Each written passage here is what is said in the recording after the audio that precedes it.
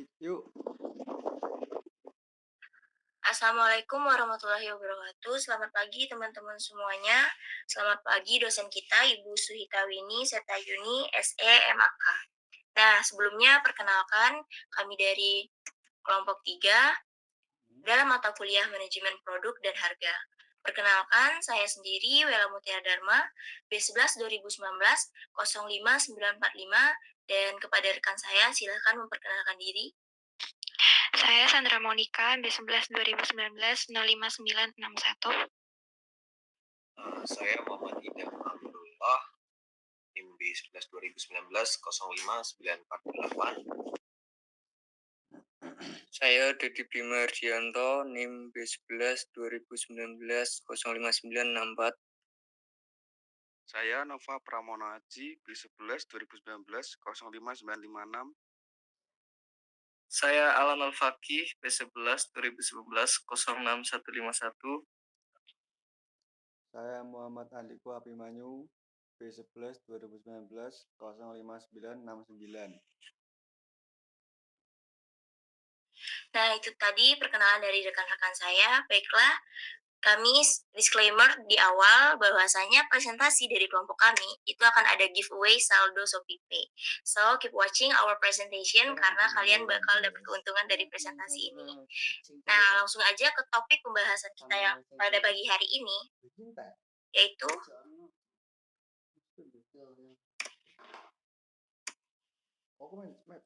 konsep produk dan kreativitas. Sebelumnya kita harus tahu kreativitas seperti apa sih yang dibicarakan dalam konsep produk ini. Kreativitas merupakan kemampuan untuk mengembangkan ide-ide baru untuk menemukan cara baru dalam melihat masalah dan peluang. Sama seperti produk, kita ambil contoh seperti sekarang sudah ada mesin untuk membuat bakso, padahal itu diambil dari suatu masalah di dalam UMKM atau pedagang kecil yang saat ini dijadikan konsep dalam suatu produk atau mesin tersebut. Mungkin untuk konsep produk itu dapat kita lihat bagaimana sih produk itu dari awal sampai akhir dapat membantu dalam sebuah masalah. Dan bagaimana produk kita dapat masuk ke pasar atau ke customer. Baiklah, selanjutnya akan dilanjutkan penjelasannya oleh rekan saya.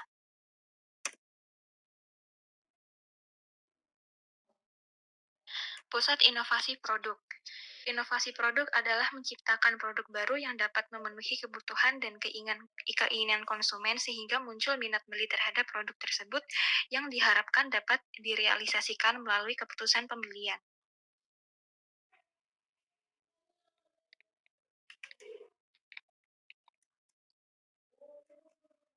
Selanjutnya ada Key of Innovation Product. Selalu terus mencari sebuah solusi dalam permasalahan, bahkan setelah Anda menemukan solusinya. Stereotip yang pada umumnya adalah orang-orang eksentrik yang kreatif. Meskipun tidak selalu demikian, individu yang kreatif menceritakan pencapaian kreatif dari diri mereka sendiri. Kreativitas dapat diukur dengan menggunakan indeks kreativitas MBTI. Selanjutnya akan dilanjutkan oleh teman saya.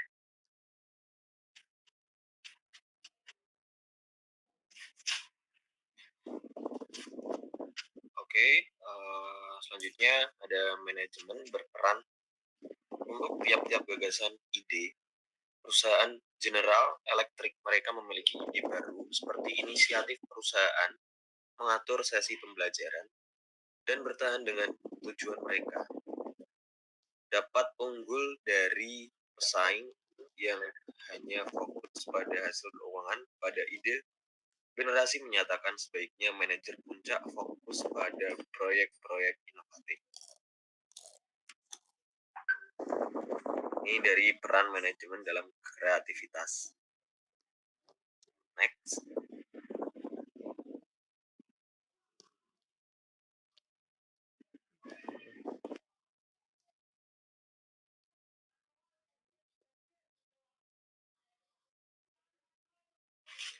Next.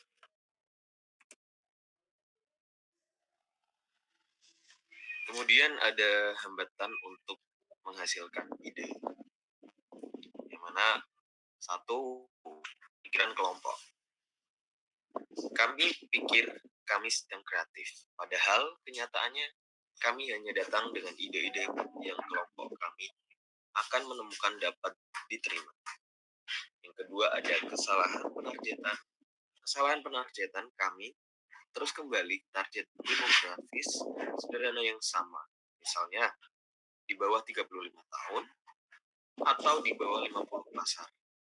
Ruang produk baru yang hebat mungkin terlewatkan sebagai hasilnya. Yang ketiga, pengetahuan pelanggan. Meskipun uang yang dihabiskan untuk riset pasar oleh perusahaan-perusahaan top, kenyataannya hanya sedikit dipahami tentang calon pelanggan. Pengeluaran penelitian yang mewah tidak menjamin bahwa itu akan dilakukan dengan baik. Selanjutnya akan dibacakan oleh teman saya. Oke, selanjutnya kompleksitas. Tipe kreatif dalam organisasi serta manajemen senior sering berpikir bahwa semakin kompleks idenya, semakin baik atau tampaknya lebih pintar dan lebih dapat dipromosikan. Kompleksitas bagaimanapun adalah penghalang utama untuk adopsi produk baru. Yang kelima, kurangnya empati. Manajer yang sama ini juga berpendidikan tinggi, individu berpenghasilan tinggi yang terbiasa dengan gaya hidup kelas atas.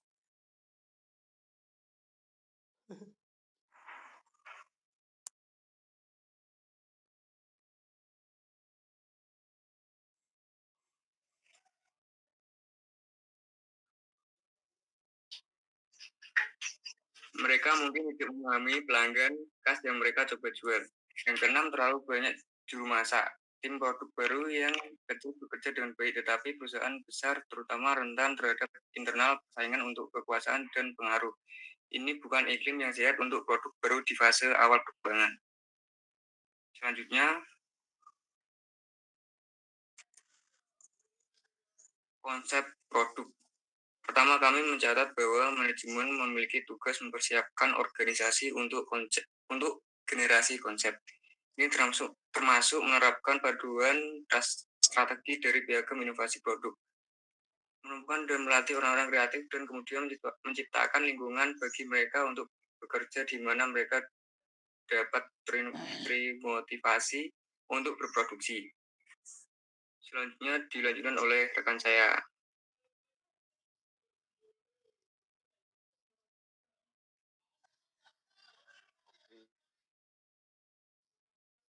Setelah menekankan bahwa ada dua kategori pendekatan yang luas untuk mendapatkan konsep baru yang baik, kami menjelajahi salah satu yang melibatkan pencarian konsep yang sudah jadi. Banyak perusahaan menggunakan pendekatan ini dan semua harus memanfaatkannya. Ada masalah hukum di sini, tentu saja.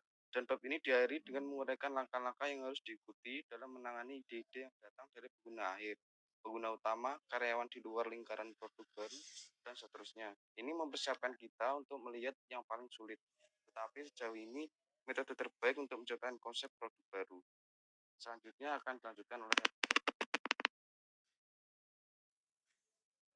Selanjutnya yaitu pendekatan dasar produk dan kreativitas. Pendekatan dari dalam dan dari luar. Yang pertama yaitu pendekatan dari dalam, yaitu seluruh pihak intern perusahaan menciptakan suatu konsep produk dengan tujuan supaya produk diciptakan dapat sempurna. Mendapatkan konsep produk, kita bisa membeli yang sudah jadi atau membuatnya sendiri. Tentu saja, sebagian besar perusahaan menggunakan yang sudah jadi dan disesuaikan. Tapi di setiap industri sudah menjadi rahasia umum tentang mana yang memiliki rata-rata pukulan yang lebih baik. Sebagai contoh, produsen makanan biasanya bahkan tidak akan membaca satu produk baru yang dikirimkan konsumen. Mereka memiliki lebih dari cukup konsep mereka sendiri. Saran konsumen adalah ide yang sangat berulang atau lama, dan bahkan hanya melirik ratusan ribu ide setiap tahun. Hampir tidak mungkin. Selanjutnya akan dibacakan oleh teman saya.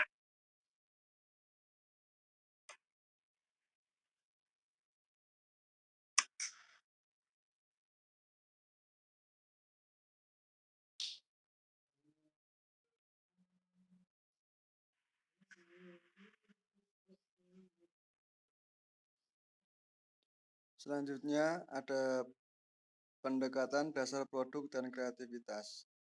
Pendekatan dari luar hal sesuatu yang terjadi di luar perusahaan membuat konsep produk menjadi lebih matang. Seperti mendapatkan pada setiap waktu pasti berbeda pada kondisinya. Itu merupakan sumber penting supaya perusahaan dapat selalu berubah mengikuti zaman yang terjadi selain informasi tentang perubahan yang terjadi setiap waktu. Terdapat juga rival saingan perusahaan yang harus juga diperhatikan seberapa jauh tertinggal atau seberapa jauh kita di depan. Dalam pendekatan dasar konsep produk juga harus sangat memperhatikan kritis perusahaan, kelebihan dan kekurangan. Dan kekurangan membuat kita untuk memperbaiki terus menjadi lebih, dan saran dari konsumen juga kita bisa manfaatkan untuk pengembangan konsep produk supaya menjadi maksimal.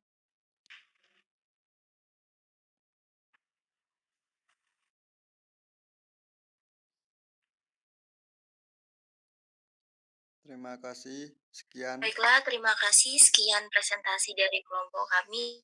Semoga teman-teman semua memperhatikan dengan baik dan dapat mengambil kesimpulan yang baik dari presentasi kami. Semoga presentasi kami juga bisa membantu teman-teman menambah wawasan teman-teman semuanya. Kami dari kelompok 3 mengucapkan terima kasih. Assalamualaikum warahmatullahi wabarakatuh. Waalaikumsalam warahmatullahi wabarakatuh. Alhamdulillah.